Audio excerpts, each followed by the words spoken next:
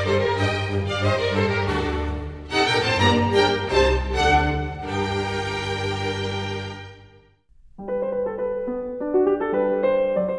welcome to Paintwell. What I would like to talk about today is scaling marks.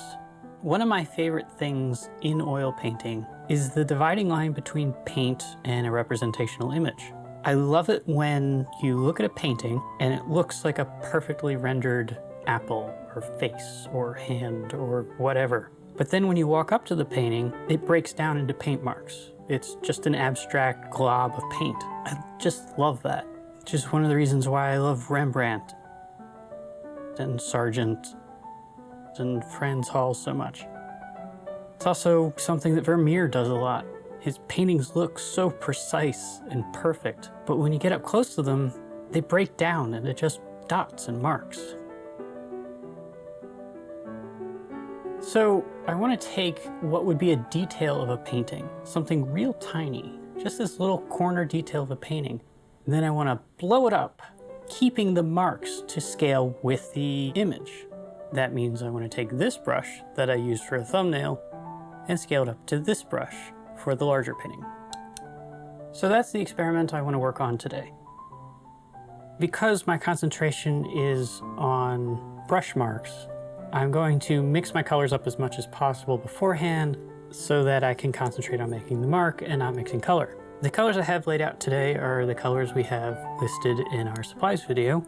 It's a slightly modified palette from the one we suggested in our supplies video, a few less colors than we suggested, but I think it's all the colors that I will need for this image. I doubt I will be able to match the color of the cloth precisely, but that doesn't bother me. This is about drawing.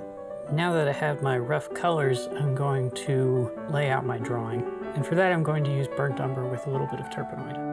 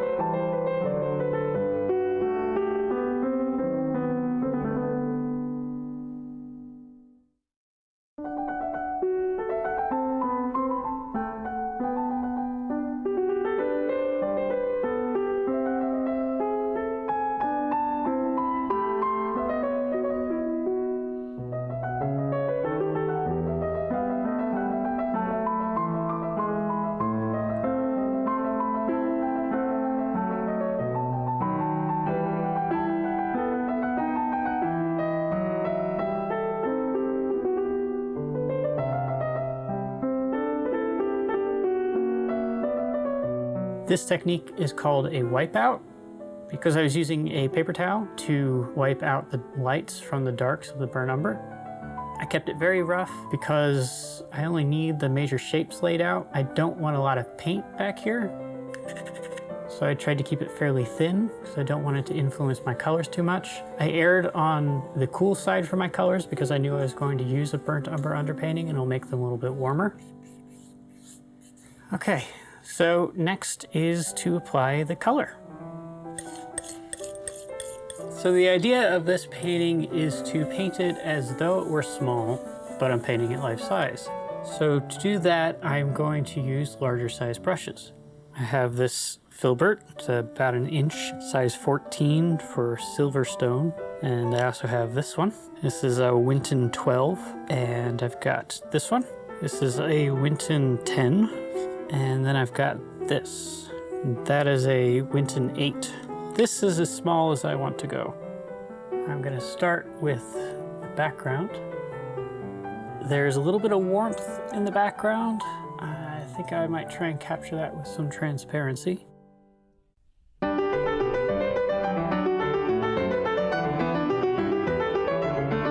And see how much paint that brush picks up. Already this experiment isn't going as well as I would have hoped.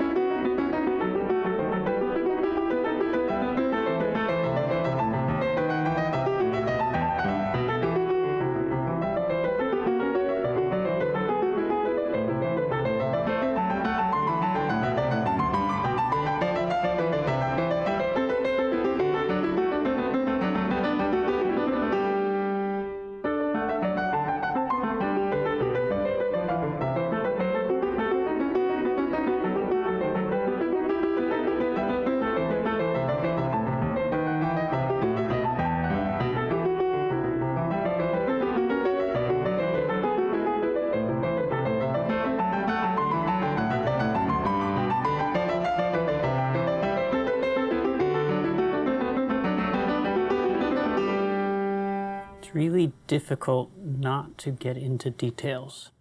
It is my inclination.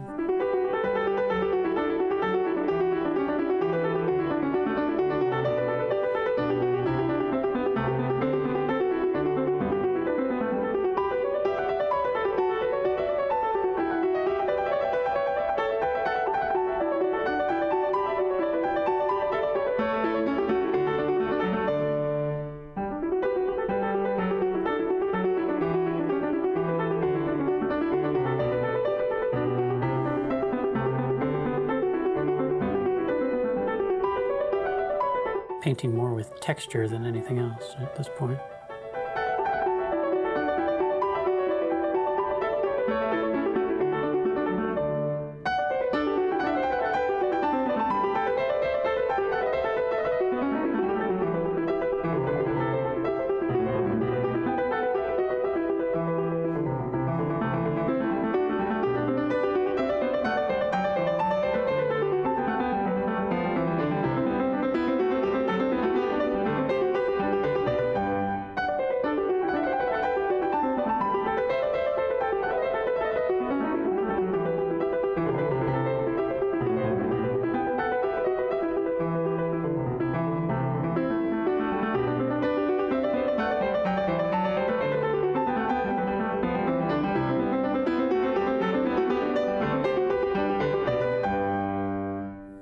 Really ugly mark.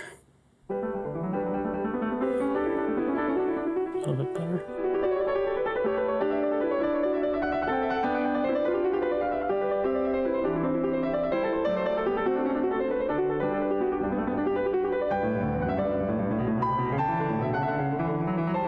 Using so much paint, I'm essentially just pushing it around.